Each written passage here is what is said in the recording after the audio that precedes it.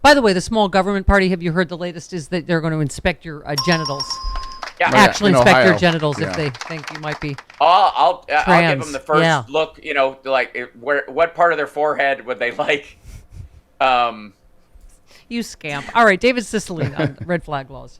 Flag laws require a judicial proceeding. So there's a judge that will make a determination based on evidence that's presented under oath. And if that judicial officer determines that a person is a danger to themselves or a danger to others such that they shouldn't have a firearm, they'll make a determination, and that person has the ability to contest it. That is a very reasonable restriction. Mm-hmm.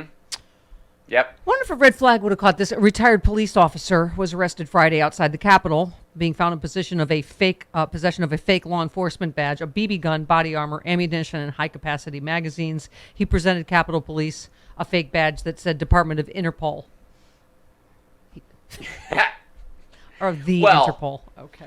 Well, all right. Multiple magazines of BBs. I don't. Because here's the other reason gun laws work. The reason January 6th was not a complete bloodbath is because of the D.C. gun laws. Yeah. They knew they had to store them all outside of D.C., right? Dude, like as he's running, I got BBs. he's got like these little magazines full of BBs. Like, get him!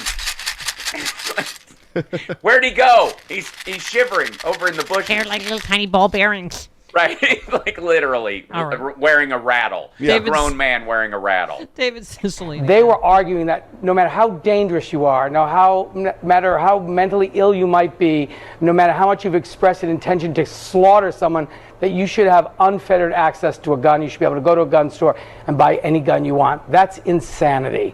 And so red flag laws work. They just say if you are a danger to yourself or others, there's a temporary pause with due process that prevents you from buying a gun. That will save lives.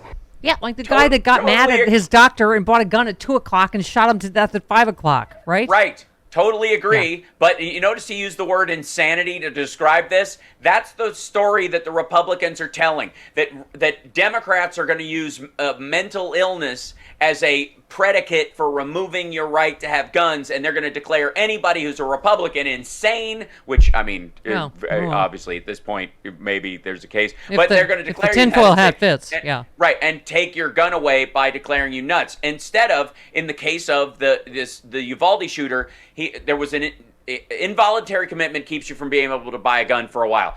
But if you do it on purpose, if you tell people, I'm thinking about harming myself, I'm thinking about harming others, and you voluntarily go in, you can still buy a gun in a little while. That doesn't mean you're any healthier. Yeah. It just means that someone intervened while you were a teenager and said you can either go or we can have you taken, and the rule, it'll drastically affect the rest of your life.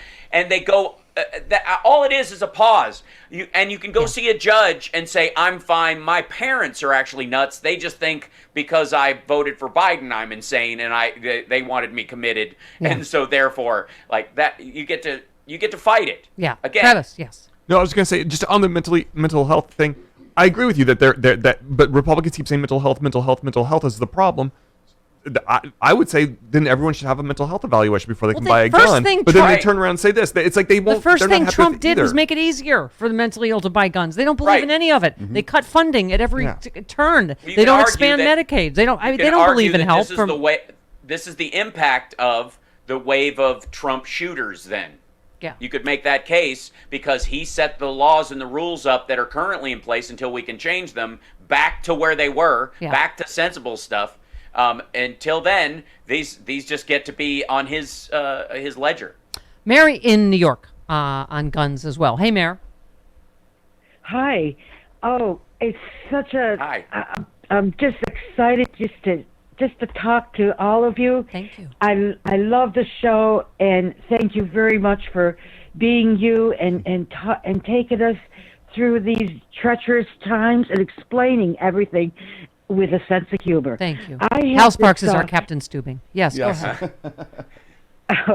Well, I just want to say I don't own a gun, and I'm just this assault weapons of war that a lot of people are saying you're not going to take it from our rights. But on the other hand, why can't someone go into a gun shop and display all the guns that people can buy, but not weapons of war or assault weapons?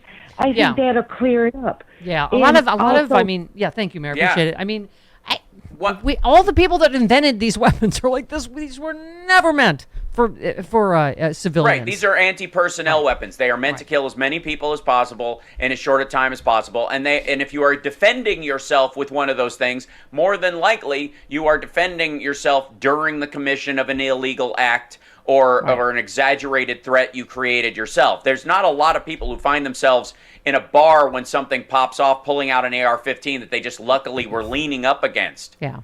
David Cicilline, one last one. That bill was introduced by Lindsey Graham in the United States Senate. It was bipartisan. This is supported by over 85% of the American people, and our colleagues wouldn't even concede that keeping guns out of the hands of people who are dangerous, either to themselves or others, was reasonable. And, they were talking about the constitutional rights in the Second Amendment. They never mentioned the children who have been slaughtered and the innocent people who have been killed, who were deprived of all their rights, their right to life, liberty, happiness, who had no due process. They were just killed. And there was never a mention of that. Speaking of Lindsey Graham, he is recommending retired and former military service members be mobilized and used as security for schools in the wake of the Uvalde, Texas. It's just everything. The answer is everything, but do anything about guns, right? I mean, and I get it. Until we do something about guns, sure, all of the above, I suppose, right? Yeah. You got to make sure doors are locked. I mean, yeah. Well, okay. First of all, when it comes to mass shootings, we've changed the conversation because the number involved is now the predicate, not the meaning of the shooter itself. So now, gang fights and drive-bys and road rage and other stuff are being classified as mass shootings.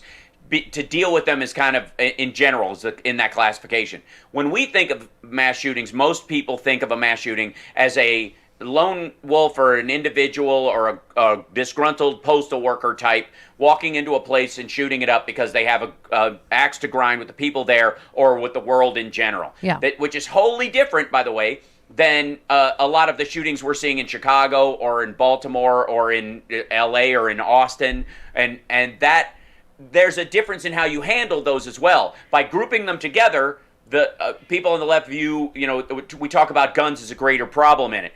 By grouping them together on the right, they get to bifurcate them out and go, it doesn't really matter. I'm protecting myself against this other kind of violence that has nothing to do with these guys who are going to random walk in, which I'm not worried they're going to come into my grocery store. So what am I worried about? As a matter of fact, there's a higher chance I'll be that guy than I'll be on the receiving end of that guy. Yeah. So that's how they think about it. Of course, they're never going to do anything. And also, 85% of Americans support gun rights because only 15% are Republicans at this point. Yeah. It's a shrinking party. Steve Scalise, who still has shrapnel in his body, is always amazing to me defending this nonsense. Here we are, Steve Scalise. We need to be focused more on stopping things before they happen.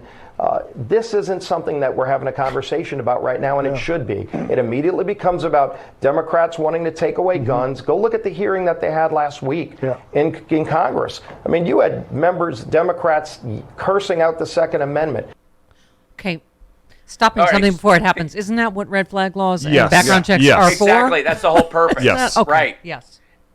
When they want it, that's what it is. When they don't want it, it's Minority Report. That it's thought crimes. That hate crimes. The hate crime designation is actually a predicate to round people up and stuff. Instead of going, oh, you're a threat to everyone who's that color or that religion, as opposed to just the one person you have a problem with, and we just send you to jail for murder. Right.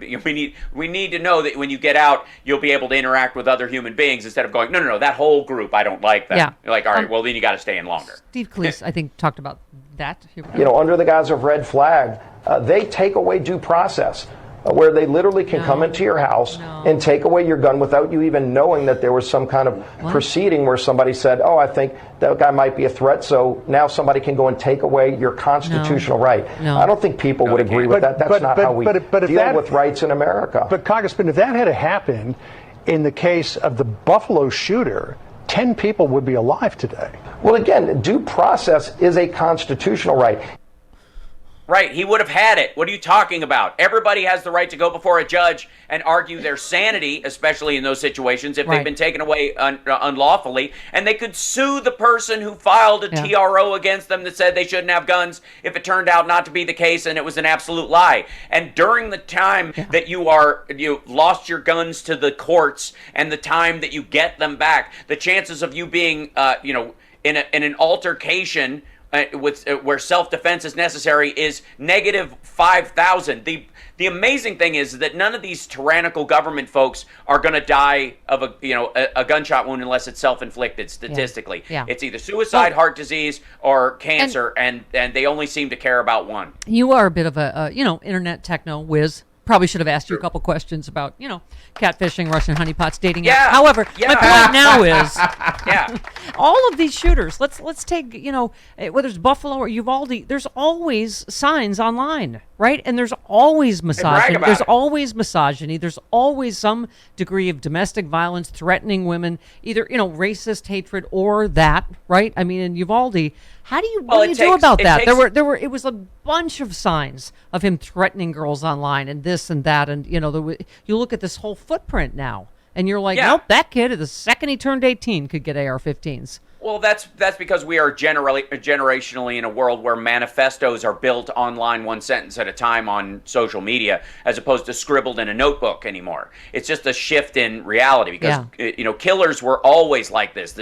These are the Ted Bundys right, of but that's yesteryear. what I'm saying. It's public now. So what do we do about that where you're like, there were all of these public signs that were online that presumably millions of people saw. Well, initially they did do something. He had admitted to these things, and he ended up having. If we're talking about Uvalde in particular, this guy he had voluntarily gone into a psych ward temporarily. Again, if the law had just been a little tighter, little bit tighter, that includes voluntary, visit, going into a psych ward, as opposed to being forcefully committed by other people.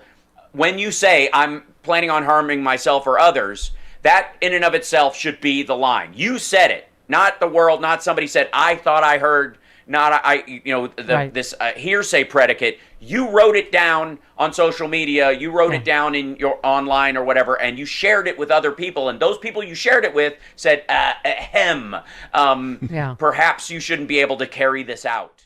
Okay. Trianne said, There is no such thing. Trianne said, I'm watching a show about being scammed, and it happened to me a few years back and ruined me financially, and I can't believe I fell for it, and I'm finally getting out of it. Thank you for sharing. I'm hoping it to be a cautionary tale.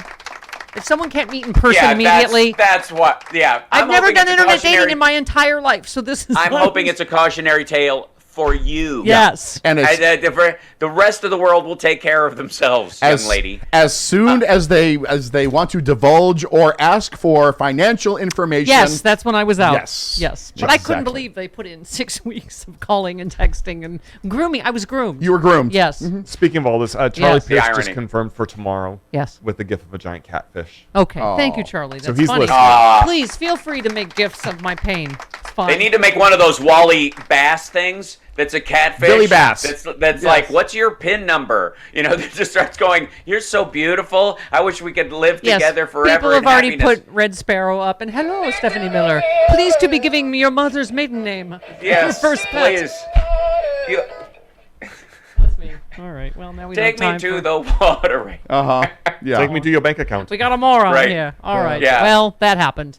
Okay, Yeah. I would get the Steph Cast, which is not a catfish. It's only $4.95 a month if you pay a year in advance, and you can hear my entire opening segment, all of my abject humiliation. Yes. Follow Hal Sparks on Twitter.